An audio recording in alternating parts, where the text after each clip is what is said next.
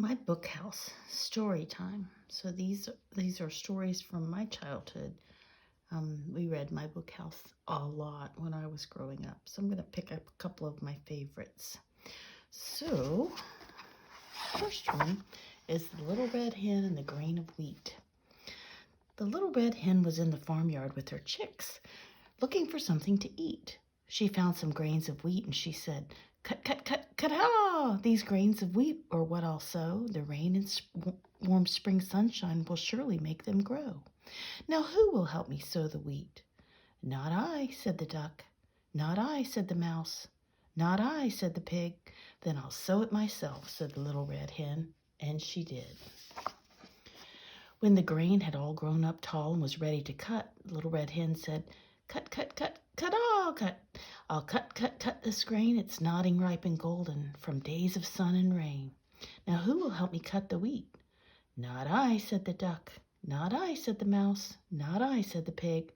"Then I'll cut it myself," said the Little Red Hen, and she did. When the wheat was cut, Little Red Hen said, "Cut, cut, cut, cut, all cut. It's time to thresh the wheat. Each little grain so precious, from out the chaff I'll beat. Now who will help me thresh the wheat?" "Not I," said the duck. "Not I," said the mouse. "Not I," said the pig. "Then I'll thresh it myself," said the Little Red Hen, and she did. When the wheat was threshed, Little Red Hen said, "See where the windmill's great long arms go whirling round and round? I'll take this grain straight to the mill. To flour it shall be ground." "Cluck, cluck, who'll help me carry the grain to the mill?" "Not I," said the duck. "Not I," said the mouse. "Not I," said the pig. "Then I'll carry it myself," said the Little Red Hen, and she did. When the wheat was ground, Little Red Hen said, "I sowed and reaped and threshed, cluck, cluck. I've carried to the mill, and now I'll bake a loaf of bread with greatest care and skill. Who'll help me bake the bread?" "Not I," said the duck. "Not I," said the mouse. "Not I," said the pig. "Then I'll bake it myself," said Little Red Hen, and she did. When the bread was baked, Little Red Hen said, "Cluck, cluck, cluck, cluck, the bread is done. It's light and sweet. Now who will come and help me eat?" "I will," quacked the duck. "I will," squeaked the mouse. "I will," grunted the pig. "No, you won't," said the Little Red Hen. "Did you help me sow and cut and thresh? Did you help me carry and bake? No, you didn't, so you shall not help me eat. My chicks will help me do that." And they did. These little chicks having a loaf of bread. So that was the Little Red Hen. This next one is not a very familiar story. It's by Carl Sandburg, who's an American author and poet. And my sister and I loved this one. It's called The Village of Cream Puffs. A girl named Wingtip the Spick came to the village of Liver and Onions to visit her uncle and her uncle's uncle on her mother's side, and her uncle and her uncle's uncle on her father's side. It was the first time the four uncles had had a chance to see their little relation, their niece. Each one of the four uncles was proud of the blue eyes of Wingtip the Spick.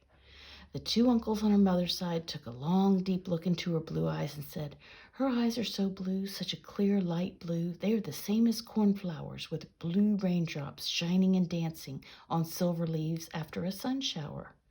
Although Wingtip didn't listen and didn't hear what the uncle said about her blue eyes, she did say to herself that they were not listening. "I know these are sweet uncles, and I'm going to have a sweet time visiting my relations." The four uncles said to her, "Will you let us ask you 2 questions?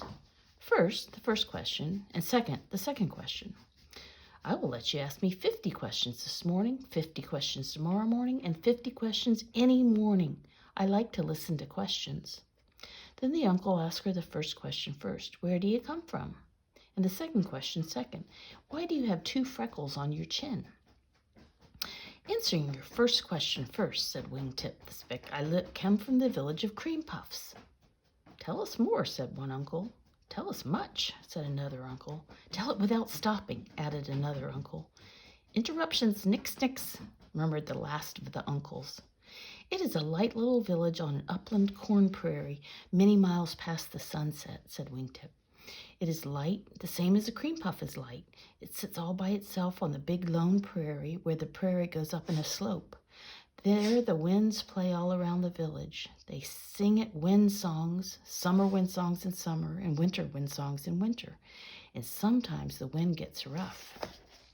And when the wind gets rough, it picks up the village of Cream Puffs and blows it off away in the sky all by itself. Oh, said one uncle. Said the other three uncles. Now the people in the village all understand the winds with their wind songs in the summer and winter. And they understand the rough wind that comes sometimes and picks up the village and blows it off away high in the sky all by itself. If you go to the public square in the middle of the village, you will see a big roundhouse.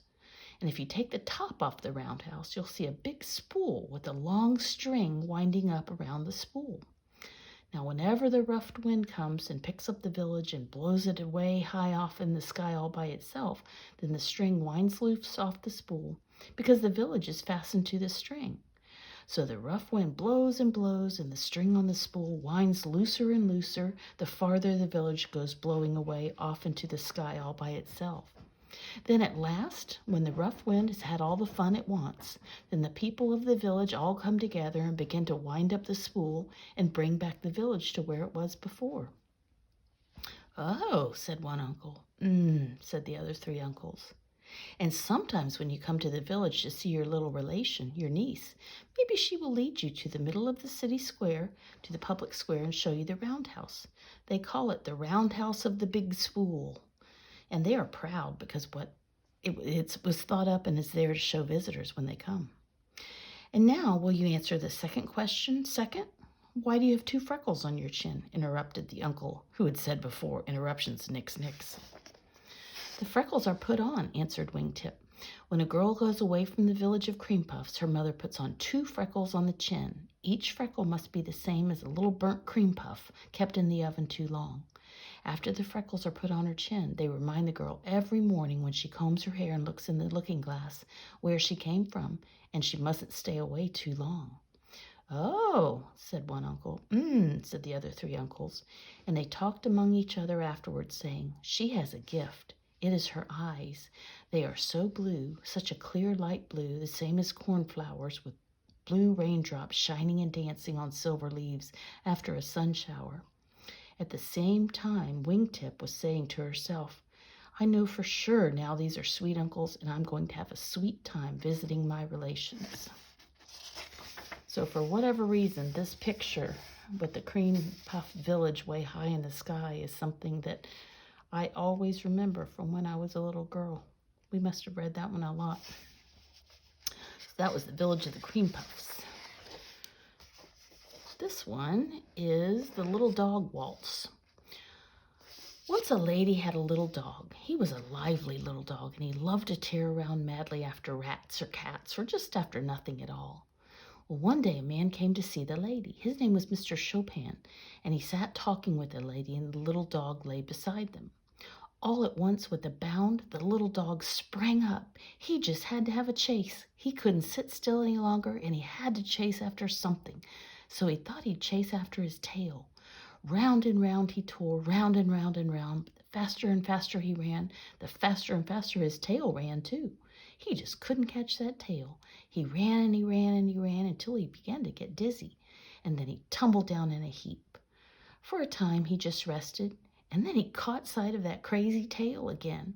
There it was, just wagging behind him, inviting another chase. In a moment, he was on his feet, whirling as madly as before. That sounds like Stanley does sometimes. As he ran round and round in circles, his mistress began to laugh. If I could play the piano as you can, she said to Mr. Chopin, I'd make up a waltz so the little fella could have music for that whirligig he's dancing. Then Mr. Chopin laughed too. He went to the piano and sat down on the stool, and in no more than a minute he played that whole wonderful chase right on the piano keys. Round and round went his music, whirling and circling just like the little dog. He even put in the part where the little dog got dizzy and tumbled down in a heap. For an instant the music rested. Then it started to chase again, for all the world like the little dog. The lady said, Mr. Chopin, I think you should call your waltz the Minute Waltz, because you can play it in a minute. But Mr. Chopin said, it was the little dog who made this waltz. I shall call it the Little Dog Waltz. So that's really a waltz, and you need to listen to it. Last one from this book is called The Owl and the Pussycat, and it's by Edward Lear. It's the same man who wrote Alice in Wonderland. Right? Edward Lear? The Owl and the Pussycat went to sea in a beautiful pea-green boat. They took some honey and plenty of money wrapped up in a 5-pound note. The owl looked up to the stars above and sang to a small guitar. "Oh, lovely pussy, oh pussy, my love, what a beautiful pussy you are." Pussy said to the owl, "You elegant fowl, how charmingly sweet you sing. Oh, let us be married, too long have we tarried. But what shall we do for a ring?" They sailed away for a year and a day to the land where the bung tree grows, and there in a wood a piggy-wig stood with a ring on the end of his nose. "Dear pig, are you willing to sell for 1 shilling your ring?" said the piggy. "I will." So they took it away and were married the next day by the turkey who lives on the hill. They dined on mince and slices of quince, which they ate with a runcible spoon, and hand in hand on the edge of the sand they danced by the light of the moon. And that's it. So there's the owl and the pussycat getting married, and they're in their pea green boat. Look, it has a sail of a feather or a leaf. Anyway, that's my book house. The number 2 story time. And this is again another picture from my childhood.